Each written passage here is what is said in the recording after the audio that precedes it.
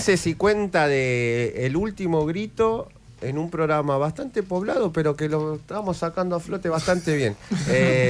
Casi sin conflicto. Casi sin conflicto. A continuación, usted. Bueno, muchas gracias. Tomo el aire de Radio con Vos. Así que, bueno, en este capítulo vamos a hablar de un tema complejo, un poco vinculado a la depresión, a la nostalgia, pero en un sentido ideológico y político, ¿no? Se trata del concepto de la lenta cancelación del futuro de Mark Fisher, que está presente en un texto que lleva este mismo título y que después desarrolla en otros ensayos a lo largo del libro Los fantasmas de mi vida, que es una compilación de ensayos que publicó en castellano Caja Negra Editora. Y es interesante porque aparece esta idea tomada de una frase de Bifo Berardi. Fisher lo admite, dice, esta es una idea de Bifo, como varias de las ideas de Fisher que él dice, yo las tomé Jameson, Bifo, ¿no? En este caso es una combinación de Bifo con algunas ideas que va a decir Jacques Derrida, el filósofo postestructuralista, en un libro que fue muy importante para la filosofía política de los años 90. Recordemos que entre el 89 y el año 1990 cae el muro de Berlín, termina una etapa, la etapa que había inaugurado la Revolución Rusa en 1917, y el marxismo entra en una crisis fenomenal, teórica y política, ¿sí? Una crisis de la que todavía no ha podido salir. Sí, porque se aplica lo que dice Marx. En teoría y práctica es lo mismo. Si cae la teoría, cae la práctica. Si cae la práctica, no hay teoría. Pero a la vez, este libro de Jacques Derrida toma una frase que ya había dicho otro francés, que como pasa casi siempre con el postestructuralismo, que son cosas que estaban escritas en un libro de los años 60, pero que como el libro es muy complejo, muy difícil y realmente es una especie de obra monumental del pensamiento dialéctico, que es la crítica de la razón dialéctica de Sartre, se chorea en el concepto central del libro, que es: el marxismo no puede ser derrotado porque no fueron derrotadas las condiciones que le dieron origen a ese pensamiento. En tanto y en cuanto el capitalismo como tal exista y las críticas ejercidas por Marx no sean canceladas en una superación, va a seguir teniendo vigencia el pensamiento. Que es básicamente, resumido muy sencillamente, lo que toma Derrida para decir en Espectros de Marx, el estado de la deuda, el trabajo del duelo y la nueva internacional. Miren el título que eligió. Es así entero el título, no es solo los espectros de Marx. Exactamente, el estado de la deuda, es decir, la fase financiera del capital, el trabajo del duelo. ¿El duelo por qué? Y porque se está muriendo una forma de entender el mundo, una forma de hacer la política en el mundo. La gran pregunta leninista del qué hacer comienza a tener otro tipo de implicancias y comienza a ser impugnada. Digo, Cornelius Castoriadis, Ernesto Laclau, Toni Negri. Toni Negri un poco más desde el lado del militante, ¿no? Porque eso vamos a reivindicarlo. Él estuvo preso, él nunca renunció a la figura del militante, a diferencia de un filósofo argelino que se autopercibía francés como Jacques Derrida, ¿no? Que a la hora de pelear en la guerra de liberación eligió el bando de los colonizadores. Entonces, el trabajo del duelo, de todas formas, él recupera esta idea de que Marx va a volver como un espectro. ¿Se acuerdan esta idea del fantasma que recorre Europa, el espectro que recorre Europa, que era el espectro del comunismo, va a decir Marx, ¿no?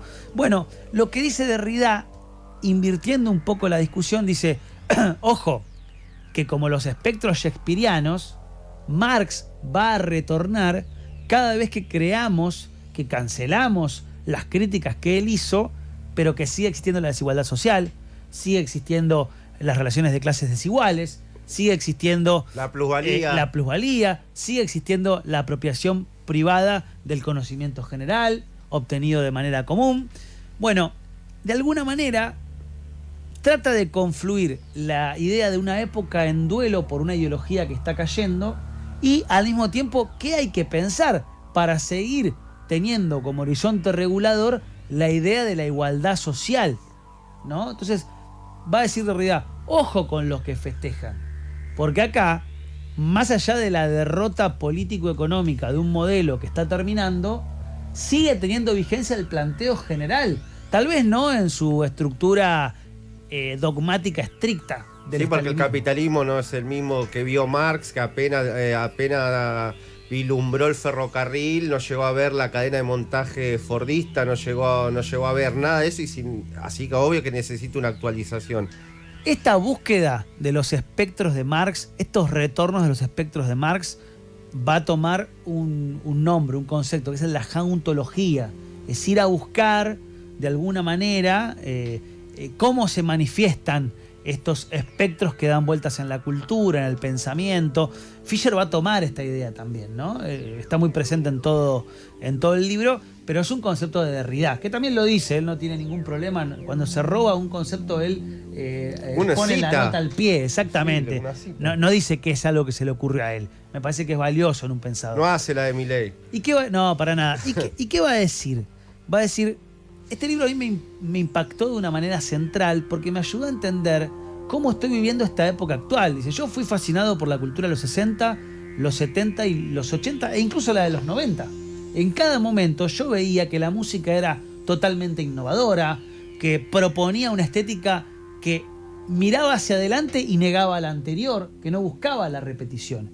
Y si de pronto de los 2000 para acá yo veo que se consagró lo que mi amigo Simon Reynolds va a decir después, llamó retromanía, esta especie de adicción por volver a repetir todo el tiempo lo que ya se hizo. Ahí aparecen, 3 o 4 bandas centrales como los Arctic Monkeys, como The Strokes, como los White Stripes, que son bandas, The Hives, bandas que hicieron lo que se llamó el retro rock de los primeros 2000. De hecho, él va a decir, lo que están haciendo los Arctic Monkeys en determinado álbum y en alguna de sus canciones, yo ya se lo voy a hacer a Game of Four y a un montón de bandas más. Y no quiero ser este viejo choto que viene a decir, todo tiempo pasado fue mejor. Yo estoy incómodo con esta idea, pero a la vez veo que el presente tiene algo peor que repetirse solamente, sino que está impedido de pensar una propuesta reguladora para adelante. Antes todos pensábamos en el futuro en términos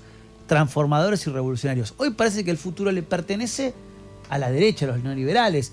El socialismo se convirtió en un modelo de austeridad en el que tenés que comprarte mucho papel higiénico porque una de esas escasea en algún momento, que es la crítica que siempre hace Zizek, por ejemplo, en los que no te llega el petróleo, en los que te quedás sin luz varias horas al día, no digo los modelos cubano, venezolano, por incidencia de los bloqueos económicos, pero a fin de cuentas los resultados concretos y materiales son esos. Aparece como capturado el imaginario progresista, socialista, del lado de lo atrasado, lo anticuado, y aparece como novedad, como propuesta hacia adelante, lo neoliberal, lo estrictamente tecnoligarca. Hoy lo vemos con más claridad, ¿no? Salvo la aparición de China, que en ese momento no la registraba del todo el amigo Fisher, que sería un modelo socialista con, grandes componentes de ciencia ficción que podrían asombrar al más maravilloso. Sí, bienestar con un hipercontrol social, ¿no? Donde el Estado te controla literalmente cada uno de tus pasos. Exacto, y lo que va a decir Fisher es que esta dificultad para duelar el tiempo histórico que se nos fue y la incapacidad para proponer un futuro distinto hace que sea la pérdida misma la que se perdió, porque no tenemos ni registro inclusive de lo que se perdió, de perder, de lo que es perder. O sea, no hemos sabido establecer un duelo. Ustedes saben la distinción entre duelo y melancolía que hace Freud, y los duelos patológicos y los duelos naturales. Ustedes saben que cuando una persona atraviesa un duelo, va a decir Freud, la sombra del objeto perdido recae sobre ese yo, sobre esa persona. ¿Qué quiere decir? Esa persona destinaba líbido, destinaba cariño, afecto a un objeto que desapareció, una madre que se fue, una pareja que no está más. Y ese envío de afecto, de líbido a ese objeto amado, querido, sigue ocurriendo, pero no encuentra al objeto que se fue, porque justamente no está más. Entonces, ahí aparecen dos etapas. La melancolía, que si se profundiza en el tiempo puede convertir al duelo en patológico.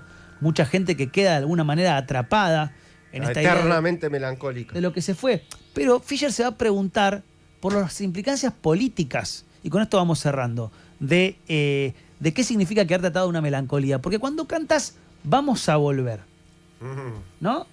¿A dónde vamos a volver? Como si fuera que es posible volver a lo que ya no existe más. Y a la vez es una promesa igual. Ni siquiera un reencuentro. Pero es una promesa de futuro. Pero claro, pero es una promesa de futuro que está atrapada, va a decir él, por una idea melancólica que no tiene que ver con la construcción de algo distinto. ¿Por qué? Porque ni cuando te peleas con tu ex y te volvés a escribir un tiempo después y le decís hola perdida, ¿cómo andás? Ese reencuentro es verdaderamente un reencuentro con la persona con la que dejaste de salir hace un tiempo, porque esa persona ya es otra. Ya le pasaron otras cosas, ya la conoces en instancias de discusiones, ya la conoces en la decepción de no haber podido solidificar una pareja en su debido momento, y necesariamente va a ser una novedad ese reencuentro. El gobierno de Perón, tras 18 te agradezco que traigas política y estabas medio rolón. Tras 18 años de exilio, cuando vuelve a la Argentina, no reedita lo que pasó entre el 45 y el 55. Sabiendo que la consigna era Perón vuelve, ¿no? Exactamente. Pero él ya está leyendo que hay una variación internacional. No vuelve el mismo Perón. Pero exactamente, él ya leía la posibilidad de que se salga del patrón oro, por ejemplo. Bretton Woods. La crisis árabe. Lo estaba viendo, lo del petróleo. Y él dice, ojo, que el mundo al que vamos es otro. Por eso escribe otro libro, que es el modelo argentino para el proyecto nacional, que es donde incluye la faceta ambiental. Exactamente. Da una discusión para reactualizar, ¿no? Entonces la idea me parece que de la política, y con esto cerramos definitivamente, que nos quiere traer Fisher, y la próxima vamos a hablar de modernismo pulp, y cómo el estado de bienestar y los socialismos realmente existentes generaron condiciones para que la clase obrera haga grandes obras de arte sofisticadas en un formato ultra popular que alcanzó a todos y a todas en épocas clave. Pero bueno, así comienza la primera parte de la lenta cancelación del futuro. Y que lean a Perón también es un gran cierre. Lean a Rolón no tanto. A Rolón no tanto, lean a Perón. Lean a Freud. A Perón más que a Freud. También a los dos.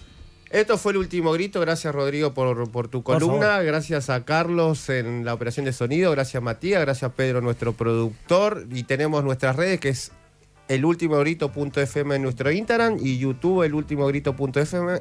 Gracias a todos y a todas las personas que nos escuchan. Hasta el domingo que viene. 89.9